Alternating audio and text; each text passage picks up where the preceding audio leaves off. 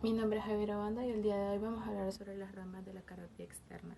La arteria carótida externa se divide a nivel de la C4, dándole lugar a la carótida externa y a la carótida interna. La carótida externa le da lugar a 6 ramas colaterales y 2 terminales. De estas 6 ramas colaterales se dividen en 2 caras anteriores y 2 caras posteriores. En la cara anterior tenemos la rama tiroidea superior, la lingual y la facial. En la cara posterior tenemos la rama faringe ascendente, la rama occipital y la rama de los auriculares posteriores. Y en las terminales, igual que las colaterales, se dividen en dos: en la maxilar interna, que está en la cara anterior, y en la temporal superficial, que está en la cara posterior. A continuación les explicaré cada una de estas ramas. La arteria carótida común se divide en la vértebra C4, dando lugar a lo que se conoce como carótida externa e interna. Ramas de la carótida externa: 3 nacen de la cara anterior de la carótida externa.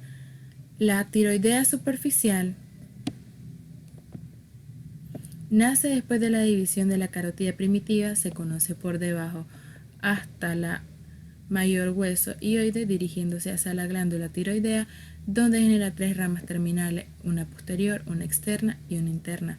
También da origen a 4 ramas carótidas: la rama infrahioidea, la rama esternocleidomastoidea, la rama laringea y la rama laringea inferior.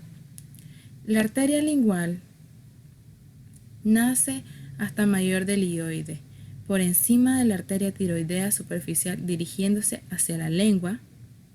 Tiene una rama terminal llamada ranina, la cual llega a la punta de la lengua, donde sus ramas colaterales son la rama hioide, las dorsales de la lengua. Estas ramifican en los vasos sanguíneos, donde se dirige hacia la epiglotis para el pilar del velo anterior del paladar. La rama sublingual, esta se encarga de la ubicación del suelo de la lengua. A continuación tenemos la arteria facial. Nace por encima de la arteria lingual. Esta arteria alcanza el ángulo interno de la órbita, donde se denomina arteria angular, y esta se anastosa por la arteria dorsanasal.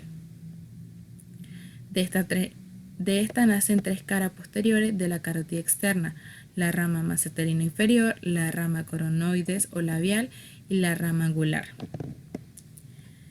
También tenemos la faringe ascendente. Nace a la altura de la arteria lingual, dirigiéndose hacia arriba de la pared lateral de la faringe.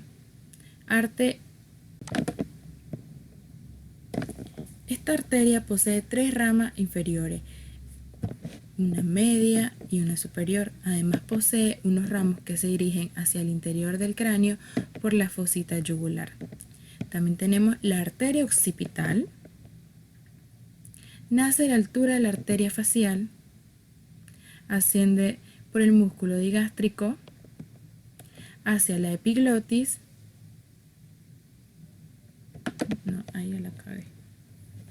ascendente del músculo digástrico hasta la apófisis mastoidea, en donde cambia la posición horizontal. Tenemos la arteria auricular posterior. Nace por encima de la arteria occipital e irriga el pabellón auricular, el cuero cabelludo, el músculo auricular posterior y una parte de la glándula parótida. Esta rama auricular posterior tiene una rama colateral, la cual se conoce como rama estiloidea, que irriga el oído medio. Además posee 2 ramas terminales. La arteria temporal superficial es la bifurcación de la carótida externa y nace un espesor de la lengua parótida de la altura del cuello del cóndilo mandibular, dirigiéndose a la región temporal, en donde irriga la glándula parótida y el ATM. La arteria maxilar interna nace por detrás del cuello del cóndilo maxilar, dirigiéndose hacia la fosa pterigoidea palatina. Esta rama posee 14 ramas colaterales y una rama terminal. Muchas gracias.